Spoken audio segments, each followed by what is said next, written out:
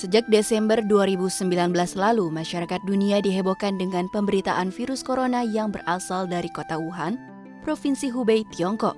Sesuai perkembangannya hingga saat ini, virus corona pun menyebar di beberapa negara.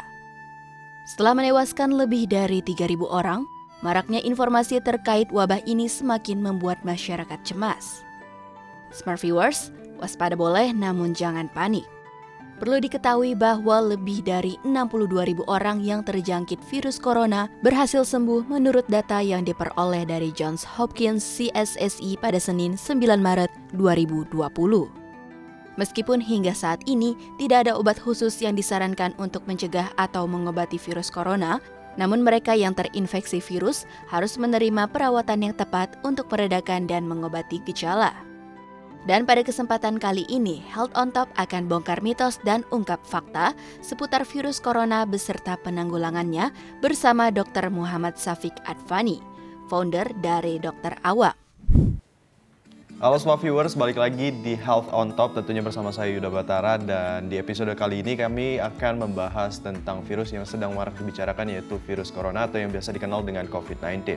Dan tentunya saya tidak sendiri, saya sudah kedatangan narasumber, yaitu Dr. Syafiq. Halo dokter, apa kabar? Halo. Nah, Dr. Syafiq ini merupakan salah satu founder dari Dokter Awam. Boleh diceritain nggak sih apa itu Dokter Awam? Ya, Dokter Awam itu sebenarnya platform untuk bongkar mitos, ungkap fakta sebenarnya. Kan banyak banget sini hoax kesehatan. Bahkan sekarang lagi coronavirus, lagi wabah aja juga banyak hoax ya. Nah, kita hadir, platform itu ada di Instagram sama di YouTube. Jadi mayoritas itu berupa pokoknya kalau ada yang ragu, tanyain ke kita bisa. Kita akan ungkap semua itu, kira-kira itu hoax atau fakta. Oh, oke. Jadi itu perkenalan singkat tentang Dokter Awam ya, benar. Nah, kita langsung ke topik kita kali ya. Nah, ini sekarang virus corona ini kan sebenarnya sudah ramai dibicarakan, tapi dia baru marak itu di Indonesia itu ketika Presiden kita Joko Widodo menyatakan bahwa ada 2 orang warga negara Indonesia yang terkena virus corona. Dan tapi sebenarnya menurut dokter nih, virus corona ini apakah kita harus menanggapinya secara panik gitu, dan gimana sih sebenarnya cara kerja virus ini? Oke, kalau dibilang secara panik ya tentu jangan panik gitu. Memang baru tanggal 2 Maret kemarin tuh 2 orang ini positif kena corona. Dan memang ini sudah terjadi transmisi lokal, jadi bukan imported case lagi. Jadi si anak itu, dia kontak sama orang di Malaysia, anaknya nularin ibunya. Jadi udah terjadi transmisi lokal. Tapi kita nggak boleh panik, karena kalau panik kita menjadi irasional. Kalau kita irasional, itu nanti malah, istilah itu kita malah membuat masyarakat juga menjadi gelisah. Untuk virus ini memang dia penyebarannya cukup itu kita bilangnya, cukup tinggi gitu. Kalau kita bicara masalah penyebarannya, kita perlu fakta. Jadi dalam dunia epidemiologi itu ada yang disebut kita bilang R0 atau R0. Itu merupakan reproduction rate. Jadi R0 si COVID-19 ini itu kurang lebih 4. Maksudnya apa? Jadi dari 1 orang, dia bisa nularin ke 4 orang. Ini lumayan tinggi karena pada SARS itu cuma 2 R0-nya. SARS yang 2003 outbreak itu cuma 2. Coronavirus ini 2 kali lipatnya, 4. Jadi emang dia penularannya lebih tinggi daripada SARS maupun yang MERS sebelumnya juga.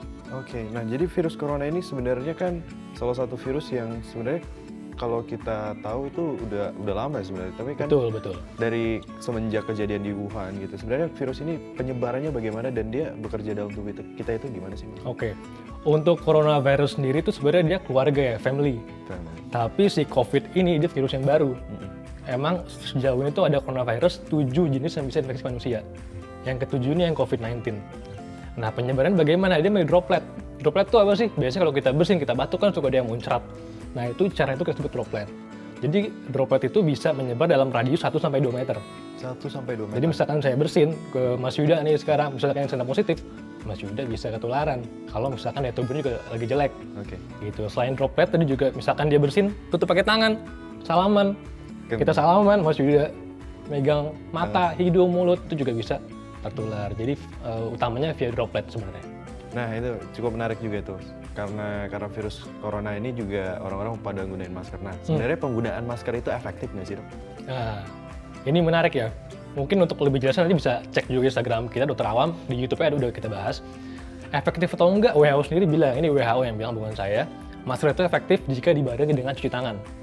Tapi dia bilang kapan yang pakai masker? WHO cuma bilang 3. Pertama, orang yang sakit. Ini bukan orang yang sehat ya. Orang yang sakit Yang kedua itu orang yang sedang mengurus yang sakit, misalnya tenaga kesehatan atau mungkin yang ngurusin atau kontak langsung dengan yang positifnya. Yang ketiga tuh katanya butcher maksudnya tuh tukang potong daging mungkin ya di live market atau di fresh market harus pakai masker. Jadi sebenarnya 3 itu yang harus pakai masker. Tapi Indonesia punya pedoman sendiri. Itu dari Perhimpunan Dokter Paru Indonesia mengatakan bahwa orang sehat boleh pakai masker, tapi di tempat mungkin transportasi publik, di bus, MRT, kereta, pesawat kan tuh indoor dan kecil ya. Takutnya transmisinya tuh lebih mudah. Jadi intinya lebih disarankan untuk orang yang sakit dan Betul. juga penggunaan maskernya walaupun kita nggak sakit tapi di keramaian gitu ya. Betul. Untuk menghindari hal-hal yang seperti itu. Betul. Tadi selain itu juga harus cara pakainya benar, cara copotnya benar, dibarengnya cuci tangan. Itu ada 3 syaratnya biar itu efektif. dia. Nah dok, jadi aku juga ada pertanyaan juga nih. Sebenarnya virus corona ini bertahannya di udara terbuka itu gimana sih? Tapi tunggu dulu nih. Nanti dijawab boleh setelah yang satu ini. Jadi tetaplah bersama kami di Health on Top.